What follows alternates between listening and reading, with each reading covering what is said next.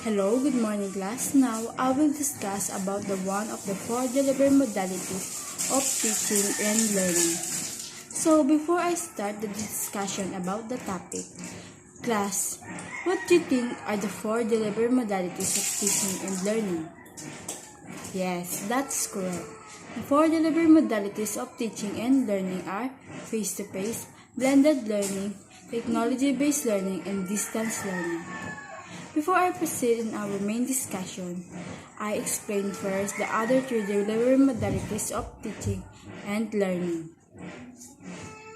The blending learning. It is a combination of offline, face-to-face traditional learning and online learning in a way that the one complements the other.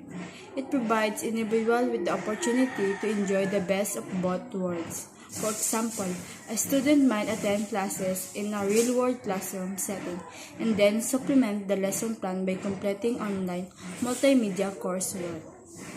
Next is the technology-based learning or TBL. Constitute learning via electronic technology including the internet, intranets, satellite broadcast, audio and video conferencing, bulletin boards, chat rooms, webcasts, and CD-ROM.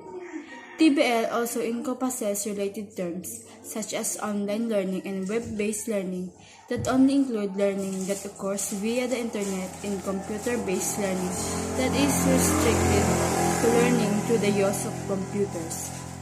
And then, the distance learning, also known as correspondence education or home study, is a form of education where there is a little or no face-to-face interaction between students and their instructors. Distance learning usually studied from home instead of attending physical classes. The main advantage of distance learning is that it presents students with a flexible alternative to traditional classroom-based education.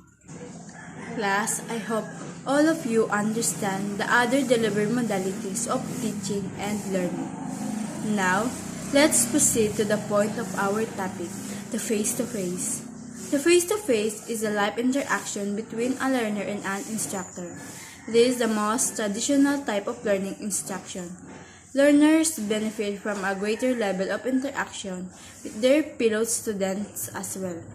In face-to-face learning, students are held accountable for their progress at the class-specific meeting date and time.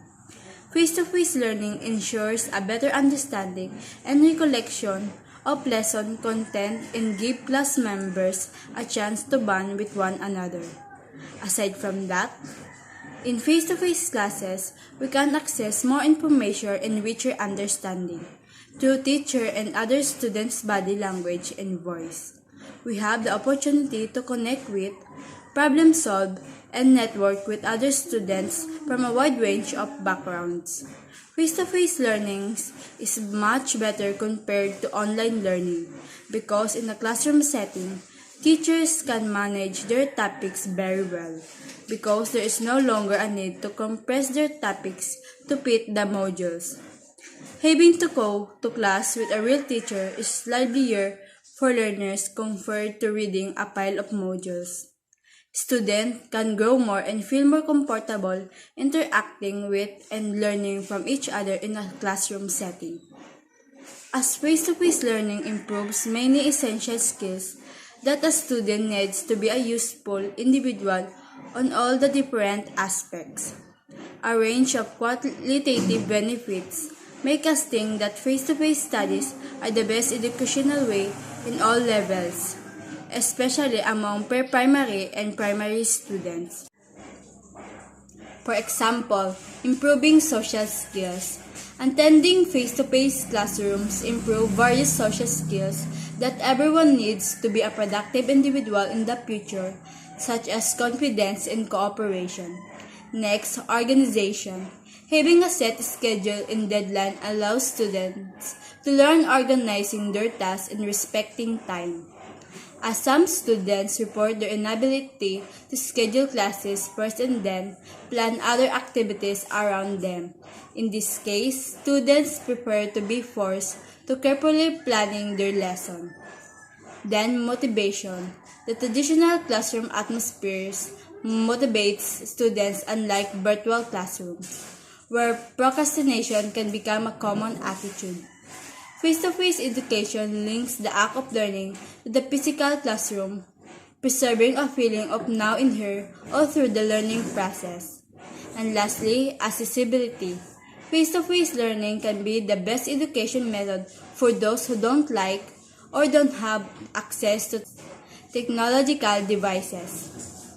Here, the educational process begins with the teacher sharing his knowledge with students, proceed with discussions between the teacher and the students, and ends with the new information written in the notebooks. Some other features of face-to-face include the following.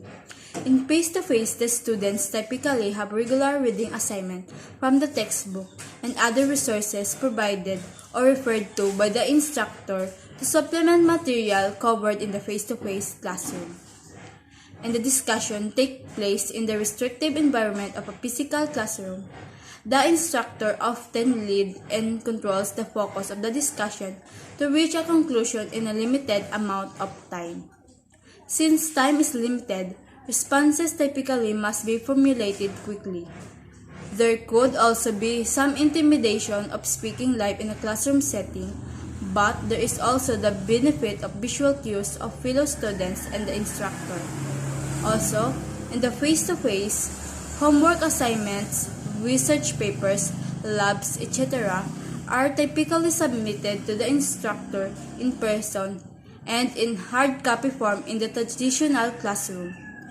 Given the dramatic increase in the number of face-to-face courses that utilize online technologies, however, students may be required to submit assignments online in a certain face-to-face courses.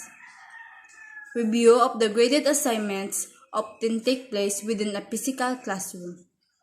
Now, the face-to-face classes is gradually back in the school, but we must follow in our health protocol to ensure the safety of every student and teachers.